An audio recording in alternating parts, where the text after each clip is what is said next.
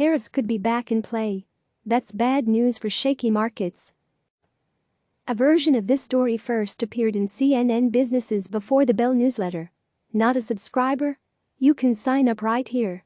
London. Rising tensions between the United States and China, the world's two largest economies, pose a real threat to stocks, which had shot up in April as investors look toward an economic recovery. What's happening? The blame game over the coronavirus pandemic is feeding tensions between Washington and Beijing, which had put aside their two-year-old trade dispute as the pandemic plunged the world into a sharp recession. The dynamic is now changing. U.S. Secretary of State Mike Pompeo stepped up efforts to blame China on Sunday, claiming there is enormous evidence that the virus originated in a laboratory in Wuhan and not a market. The U.S. intelligence community previously said that the coronavirus is not man-made or genetically modified. And President Donald Trump said Sunday that tariffs would be the ultimate punishment for China over its handling of virus, sending global stocks lower on Monday. Such statements indicate that Sino-American relations are about to get worse, Hussein Said, chief market strategist at FXTM, a currency broker, told clients Monday. Deutsche Bank's Jim Reed said the dynamic is very much one to watch, noting the strong reaction from investors the last time trade relations deteriorated. The global economy is already facing its most severe contraction since the Great Depression due to the lockdowns aimed at controlling the spread of the novel coronavirus. Tariffs would add serious strain as companies fire their global supply chains back up and try to get their businesses going again.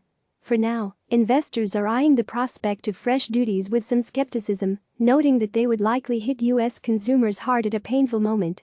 That could be problematic ahead of the election in November. An even more restrained economic recovery and more elevated uncertainty among households and businesses does not sound like an election winner, Holger Schmieding, chief economist at Berenberg Bank, told clients Monday. But the U.S.-China relationship clearly remains a key risk as investors look toward an eventual economic recovery, which they're betting will kick off in the second half of the year.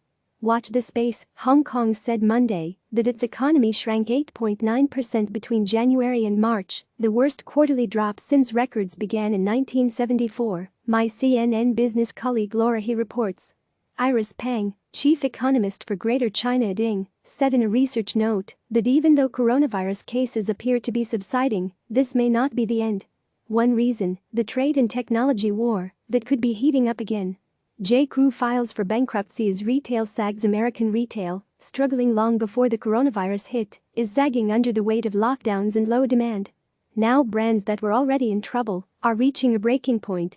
The latest, J.Crew on Monday became the first major U.S. retailer to file for bankruptcy protection since cities and states across the country started shutting stores with stay-at-home orders about 6 weeks ago.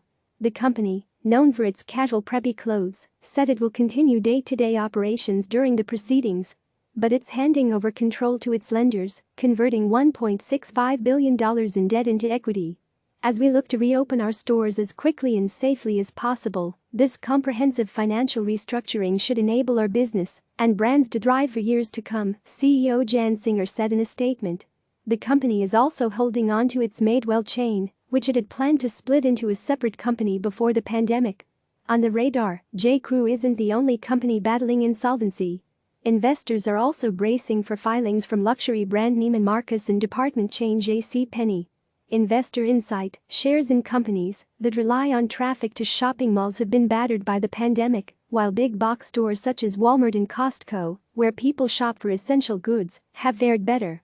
The SPDR S&P Retail ETF, XRT, which tracks the retail sector, shot up 23% last month after plunging 26% in March, buoyed by hopes that stores could begin reopening in May.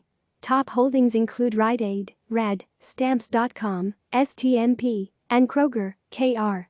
Warren Buffett was wrong about airlines. Warren Buffett said he remains convinced that America will recover from the COVID-19 pandemic, just as it did following other crises of the past century. But the legendary CEO disclosed Saturday that his company, Berkshire Hathaway, recently sold its entire stakes in 4 U.S. airlines and called it a mistake to invest in the industry, my CNN business colleague Paul R. LaMonica reports. Berkshire Hathaway, BRKA, revealed in early April that it trimmed its stakes in Delta and Southwest. But in response to a question from a Berkshire shareholder, Buffett said the company sold all its shares in Delta and Southwest, as well as United and American, because he believes it will take years for air travel to recover. The remarks by Buffett indicate just how tough the environment is for global airlines, which could increasingly need to turn to the government for money as capital from private investors dries up. Berkshire is under pressure too. The company reported a nearly $50 billion loss for quarter ending in March, the worst in its history. The hit was mainly due to the significant drop in value of Berkshire's big investments, such as Kraft Heinz, Bank of America, Apple, and Coca-Cola. Up next, Tyson Foods, TSN, reports results before U.S. markets open. Shake Shack, and XPO Logistics, XPO, follow after the close. Coming tomorrow, earnings from Disney, which has had to close theme parks and delay big film releases as a result of the coronavirus. Click subscribe to receive the latest news.